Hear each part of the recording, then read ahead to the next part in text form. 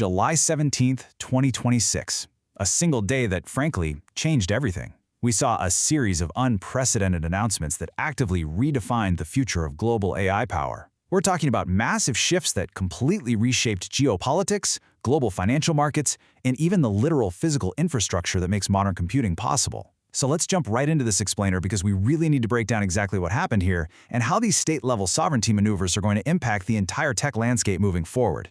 Now, to really grasp the weight of this historic day, we have to completely redefine how we think about the global digital divide. Forget the old definition. It is no longer just some passive economic technology gap between the rich and the poor. It has transitioned into a highly weaponized state strategy. We're seeing it maneuvered through sovereign equity, entirely independent hardware ecosystems, and massive competing international governance blocks.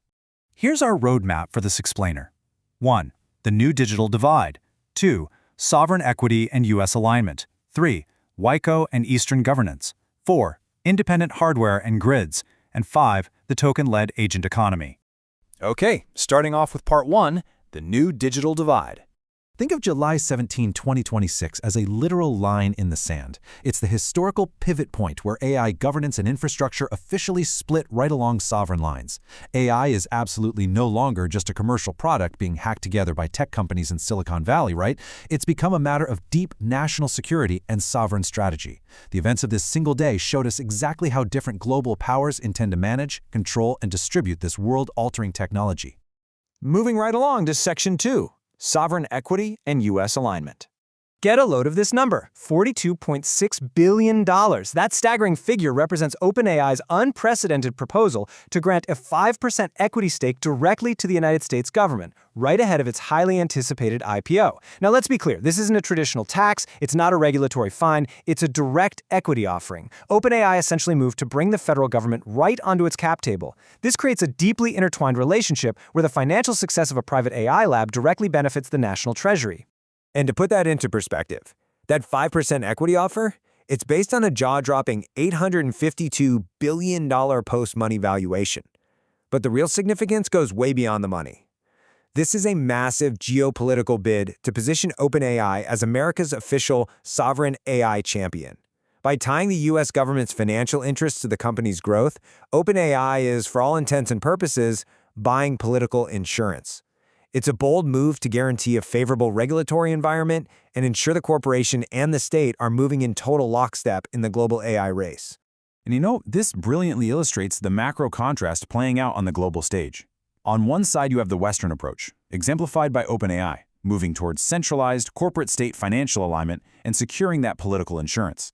On the flip side, the Eastern approach, driven by China, is pushing for soft power capacity building and decentralized, localized AI infrastructure deployment, specifically targeted across the global South. These are just two fundamentally different philosophies on how to wield global AI power. Which brings us to Section 3, WAICO and Eastern governance.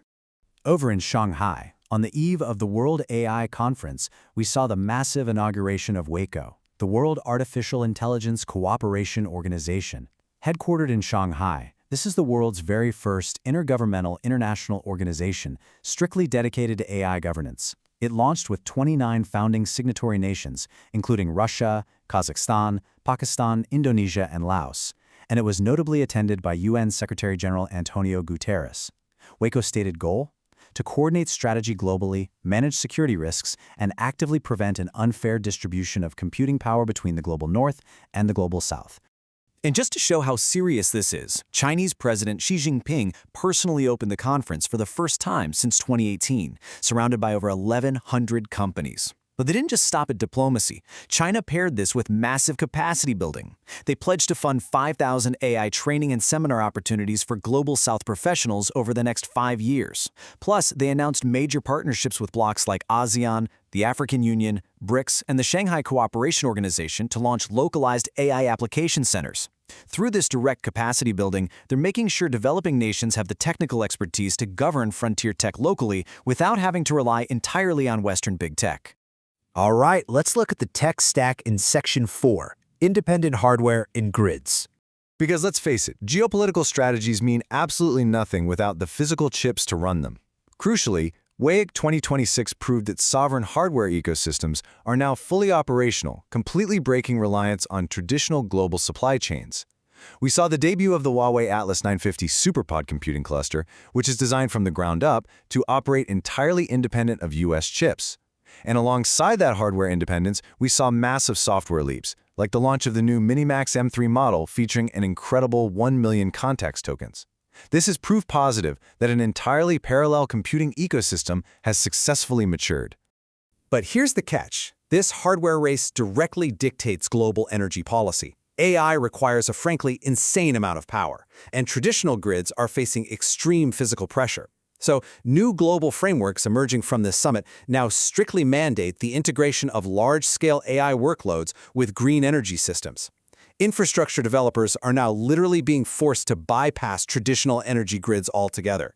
Moving forward, server clusters must be structurally matched and co-located directly next to clean power generation sites.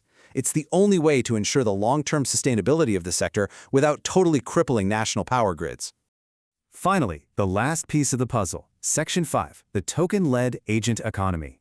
Industry leaders are highlighting a massive shift toward what they call the token-led agent economy. This is a totally new paradigm. It's natively built on large language models, sure, but it's operationalized entirely by autonomous AI agents capable of independently managing commercial value pipelines. This is it, the official transition from those simple conversational chatbots we've been using to transaction-capable digital entities that can actually govern real-world economics, negotiate deals, and execute complex workflows without a human ever pushing a button.